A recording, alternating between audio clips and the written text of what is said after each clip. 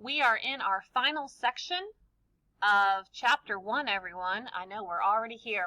We are moving into describing quantitative data with numbers. So we've talked a bit about quantitative data and how we would display it. We've talked about dot plots and stem plots and histograms.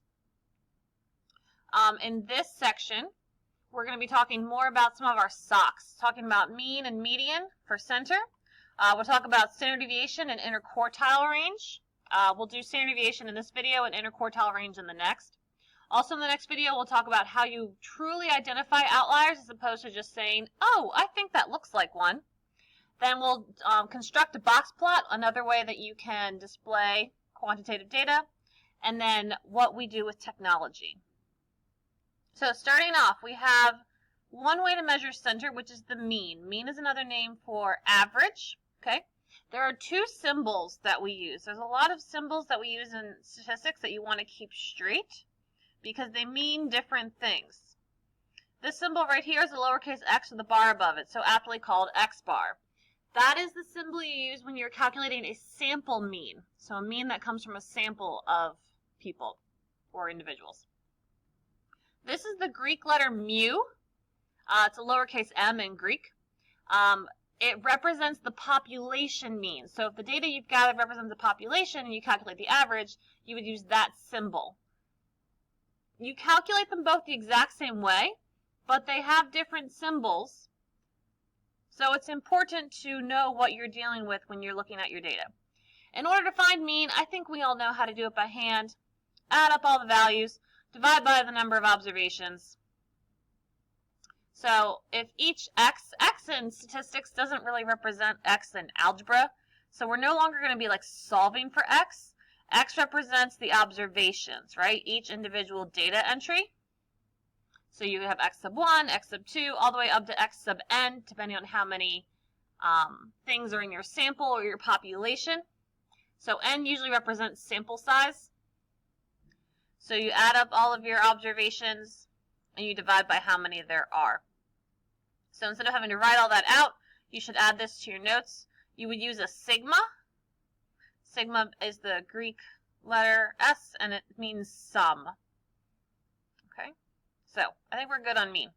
Median is also the midpoint of a distribution. It's that half the observations are smaller and half are larger. So again, if you're doing median by hand, make sure your observations are in order from smallest to largest. That part is crucial. If you have an odd number of observations, then the median is just the center one. If there's an even number of observations, you want to average the two centered ones together. And we just talked about how we find average. Now, how do they compare, when to use what, etc.? They both measure center, and they're both useful. Okay? If you want to find an average value, you want to go for mean. If you want to find a typical value, you might go for median. It depends on your data set. So if your data set is roughly symmetric in shape, then your mean and your median are going to be really close together. If it's exactly symmetric, which chances are will never happen, but if it is exactly symmetric, then the mean and the median should be exactly the same. Now, if your distribution is skewed in any way, either to the left or to the right, the mean is usually further out in the tail than the median. Okay, and this makes sense because median is the halfway point. So it's going to be with most of it where the mean is being pulled in the direction of the skew. So a visual example, two different distributions. This one up here is skewed to the right. You can see that it's right-tailed skewed. The median is falling here, and the mean is to the right of it.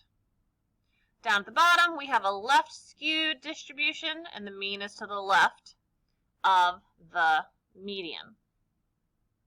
Okay? So mean is affected by skew. It's also affected by outliers. Median is not affected by outliers. I gave the example in class of if we were to find our ages, if we were to collect all the ages of everyone in our AP class, myself included, and I were to find the average, I would affect the average because my age is an outlier compared to all of you guys. However, if I were to find the median, it would be like I wasn't there at all because I'm on the end and I wouldn't really affect the middle because I'm at the end as an outlier. Okay. Now, so those are the two ways to measure center, mean, and median. Now, talking about spread, we know that range is one way that we can describe spread. To find the range, you have to calculate the difference between the maximum value and the minimum value. So you don't say range is from 1 to 3. No, you'd say the range is 2 because that's the difference between 3 and 1. Standard deviation is another one. It's a number that's used to tell how measurements for a group are spread out from the mean. This is very important. If you have a low standard deviation, that means your data points are probably really close to the mean. If you have a higher standard deviation, your data points are going to be more spread out over a larger range of values. And if your standard deviation is 0, which typically doesn't happen, but you could have a standard deviation of 0, that means there's going to be absolutely no variability. All the numbers are exactly the same.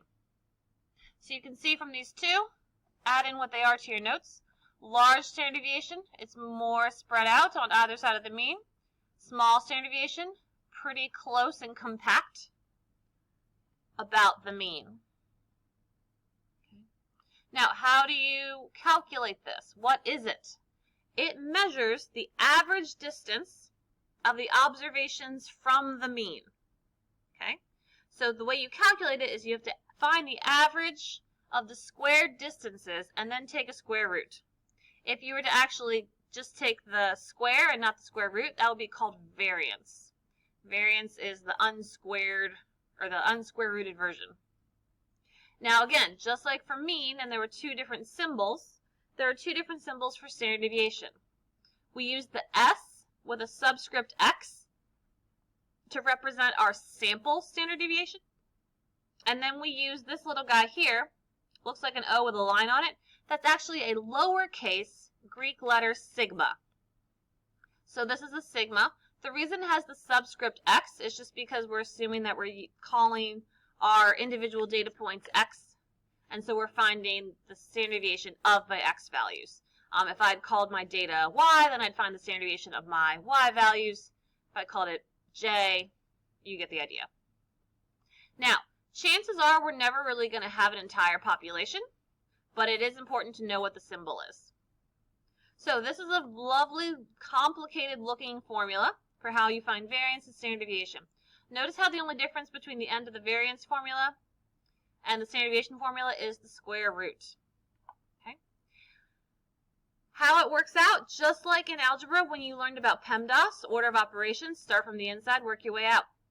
You would take each entry, subtract the mean, then you'd square them, then you'd add them all up, and then you'd multiply it by something, and then you'd take a square root. I know that went really fast, but we're going to go through an example together. Now, you might be wondering if we're talking about finding the average, why I'm dividing by n minus 1 as opposed to n, if n is truly the number of observations. It's not a big deal as knowing why, but if for some reason you're super curious, you can go to this link right here. This PowerPoint will be online as well.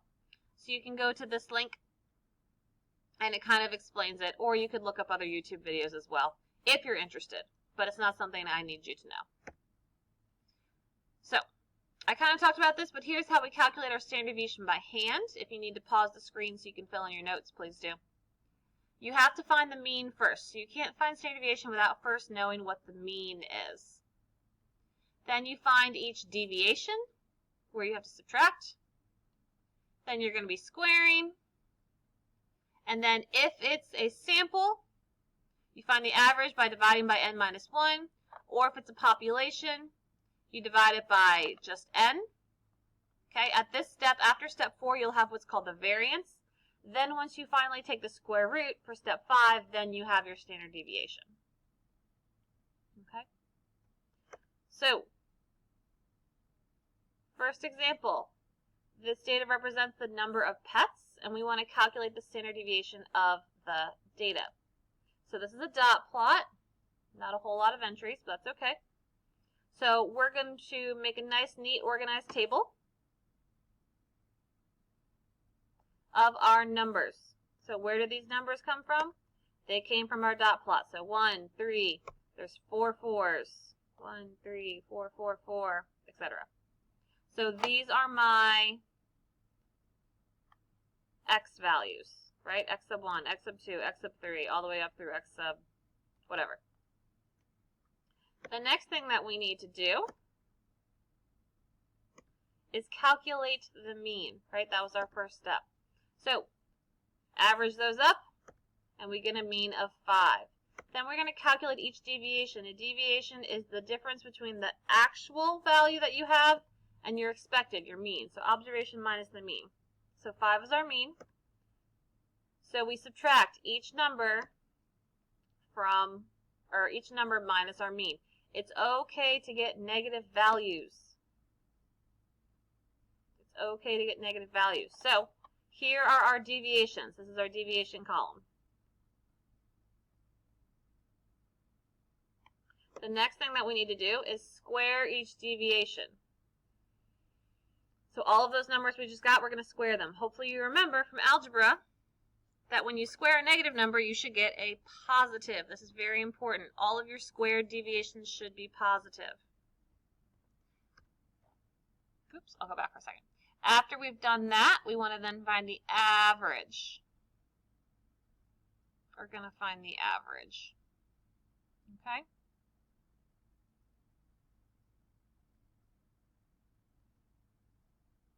So after you have calculated your sum, you're going to divide it by n minus 1, square root it, we get a standard deviation of 2.55. That tells us about, on average, how far a typical entry, how far it is from the mean.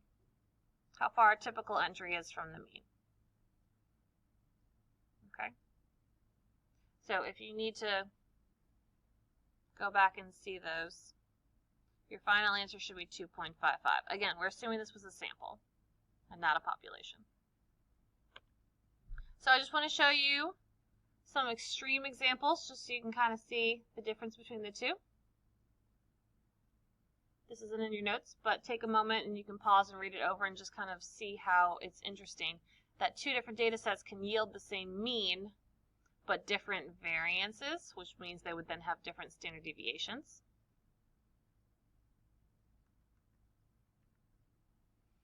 Okay.